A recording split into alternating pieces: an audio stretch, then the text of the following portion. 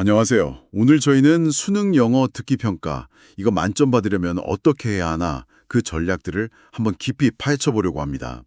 여러분이 보내주신 블로그 글, 또 커뮤니티 게시글, 교육 사이트 자료까지 진짜 다양한 관점들을 저희가 싹 모아봤어요.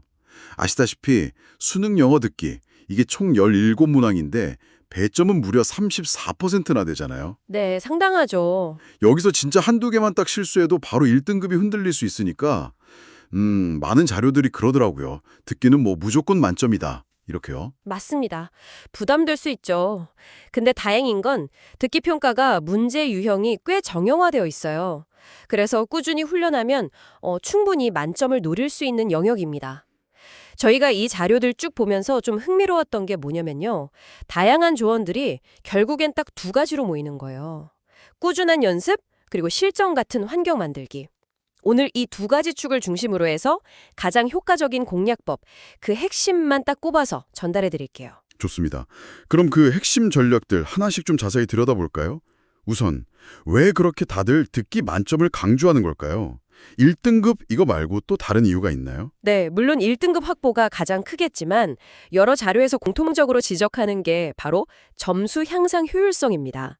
다른 영역에 비해서 비교적 짧은 기간에 집중해서 노력하면 성과가 잘 나오는 영역이라는 거죠. 아, 효율성이요. 네, 문제 유형이 좀 예측 가능하니까요. 패턴이 있거든요. 아하, 그러니까 패턴이 어느 정도 정해져 있으니까 노력한 만큼 결과가 나올 확률이 높다 이런 거군요. 그렇죠. 그러면 그 꾸준한 연습은 구체적으로 뭘 어떻게 해야 할까요?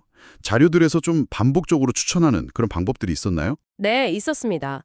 특히 쉐도잉, 그러니까 듣고 바로 따라 말하는 거요. 아, 쉐도잉. 네네. 이 연습법이 많은 곳에서 강조됐어요. 오로비 게시글이나 티스토리 블로그 같은 데 보면 매일 한 20분 정도만 투자해도 듣기 능력, 발음, 어휘력까지 같이 좋아진다고 추천하더라고요. 듣고 바로 따라 말하기. 확실히 그냥 듣는 것보다 훨씬 능동적인 방법이네요. 그럼 딕테이션, 받아쓰기는 어떤가요? 그것도 많이들 하잖아요. 딕테이션도 역시 효과적인 방법으로 많이 언급돼요. 특히 나의 영어 이야기라는 블로그 글이 인상 깊었는데 거기서는 특히 한 3개 이하로 틀리는 좀 잘하는 학생들이요.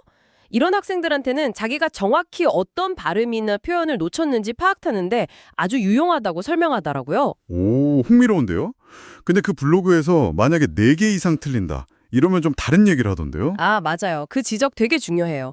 단순히 듣기 실력 문제가 아니라 그 스크립트 자체를 이해하는 독해력이 부족할 수 있다는 거죠. 아, 독해력. 네, 이럴 때 막 듣기 연습만 하는 게 아니라 먼저 스크립트에 나오는 단어, 표현 이런 걸 좀 분석하고 내용을 이해한 다음에 듣기 연습을 하는 게 순서라는 거예요. 와, 듣기랑 독해가 이렇게 연결되어 있다는 거네요. 듣는다고 다가 아니구나. 아주 중요한 지적이죠. 결국은 듣고 이해하는 능력, 그게 핵심이니까요. 그래서 꾸준한 루틴 설정이 중요하다고들 합니다. 한 티스토리 글처럼 요일별로 목표를 정하는 거죠. 예를 들면 월요일은 초반 집중 유형 연습, 목요일은 좀 긴 대화 유형 연습 이런 식으로요. 아, 계획을 세워서 꾸준히 하는 거군요. 네. 그리고 또 다른 핵심 축, 실전 같은 환경 조성. 이거 관련 팁들도 되게 인상 깊었어요. 실제 시험처럼 꼭 스피커로 듣는 연습을 하고 이어폰을 웬만하면 쓰지 말아라. 이런 조언 진짜 많았죠. 네, 맞아요. 환경이 중요하니까요. 심지어 어떤 글에서는 일부러 속도를 약간 빠르게 1.1배속이나 1.3배속으로 듣거나 아니면 볼륨을 좀 낮춰서 듣는 연습도 하라고 하고요.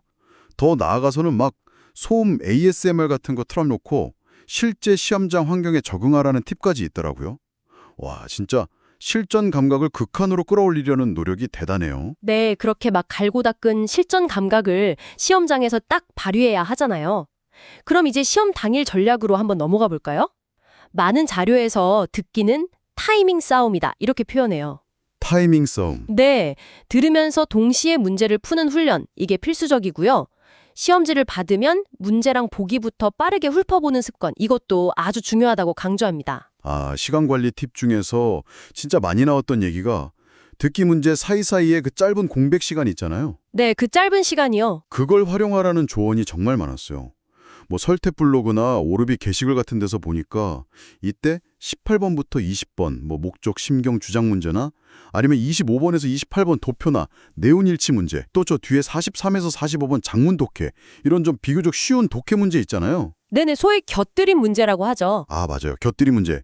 이걸 풀어서 시간을 벌어라, 이런 전략을 추천하더라고요. 그리고 OMR 마킹도 듣기 풀면서 틈틈이 해두는 게 좋다는 의견도 있었고요. 맞습니다. 시간 관리랑 더불어서 문제 유형별 접근법을 미리 익혀두는 것도 중요해요. 이게 재밌는 게 대부분의 문제가 정해진 순서대로 음원에서 단서를 주는 경향이 있거든요. 이걸 활용하는 거죠. 아, 순서대로요? 예를 들면 어떤 문제들이 그런가요? 예를 들면 4번 그림 문제라던가 8번 언급 여부 묻는 문제, 9번 일치 불일치 문제, 이런 것들이 좀 그렇죠. 그럼 구체적인 유형별 팁도 좀 더 들어볼까요? 예를 들어서 그 그림 문제, 1번, 2번이요. 이건 보기를 먼저 싹 훑어서 위치나 동작 관련 핵심 단어를 딱 파악하고 비교하라, 뭐 이런 거 있었죠. 네, 맞아요. 키워드 파악이 중요하죠. 그리고 정보 확인 문제들 7번부터 10번 같은 거는 숫자나 요일 같은 디테일에 집중하되 이게 또 동의어 같은 걸로 나올 수 있으니 주의하라, 이런 조언도 있었고요. 네, 맞습니다. 패러프레이징에 주의해야죠. 긴 대화 14번부터 17번은 대화 흐름, 그러니까 처음, 중간, 끝 구조를 파악하고 키워드를 좀 메모하면서 들으면 도움이 된다고 하고요. 정확합니다. 특히 한 오르비 글에서 본 건데 16번, 17번 세트 문제 공략법이 좀 인상 깊었어요. 뭐 어떤 건데요? 이게 2번 들려주잖아요. 근데 첫 번째 들을 때 다 푼다, 이런 목표로 접근하되 17번 세부 내용 문제를 먼저 집중해서 풀면요, 오히려 16번 주제 파악에 도움이 된다는 팁이었어요. 와, 17번을 먼저 풀면 16번이 풀린다. 되게 전략적인데요? 그렇죠. 상당히 전략적인 접근이죠. 문제를 푸는 것만큼이나 중요한 게 또 오답 분석일 텐데요. 이 부분에 대한 조언은 좀 어땠나요? 역시나 엄청 강조되는 부분이었습니다. 여러 티스토리 글들에서 공통적으로 하는 말이 단순히 맞았다, 틀렸다, 여기서 끝나는 게 아니라 왜 틀렸는지 이걸 구체적으로 분석하는 과정의 핵심이라고 말해요. 왜 틀렸는지. 네.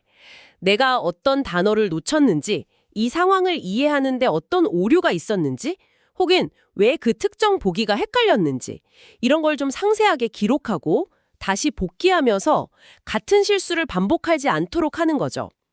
결국 자기 약점을 정확히 파악하는 과정이에요. 그렇군요. 자신의 약점을 알아야 보완할 수 있으니까요. 자, 그럼 마지막으로 어떤 자료로 공부해야 할지 이것도 좀 궁금한데요. 시중에 교재가 너무 많잖아요. 이게 의외로 많은 자료에서 기출문제, 그러니까 수능이나 교육청 평가원 문제요, 이거랑 EBS 연계 교재, 그리고 EBS에서 제공하는 무료 강의 자료, 이것만으로도 충분하다는 의견이 꽤 많았어요. 아, 정말요? 기출이랑 EBS만으로도요? 네, 특히 EBS 아임 웹사이트 가면 음원, 대본, 해설까지 다 무료로 제공되니까 이걸 최대한 활용하라는 조언이 눈에 띄더라고요. 시중에 파는 다른 교재들은 그냥 필요하다 싶으면 그때 보충적으로 활용하면 된다, 이런 시각이 좀 지배적이었습니다. 오, 그렇군요.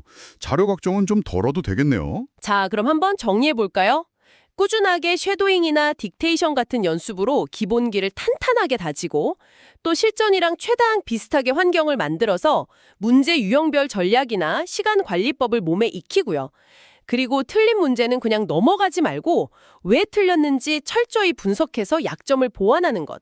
이 모든 과정의 바탕에는 결국 아까 말씀드렸던 꾸준함과 실전 감각 훈련이라는 두 개의 큰 기둥이 딱 자리 잡고 있다는 걸 여러 자료를 통해 확인할 수 있었습니다. 그렇군요.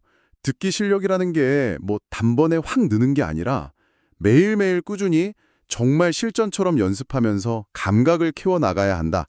이런 메시지가 확 와닿네요. 오늘 저희가 함께 살펴보니 전략들이 여러분의 듣기 난점 여정에 정말 든든한 나침반이 되기를 바랍니다. 여기서 한 걸음만 더 나아가서 이런 질문을 한번 던져볼 수 있을 것 같아요.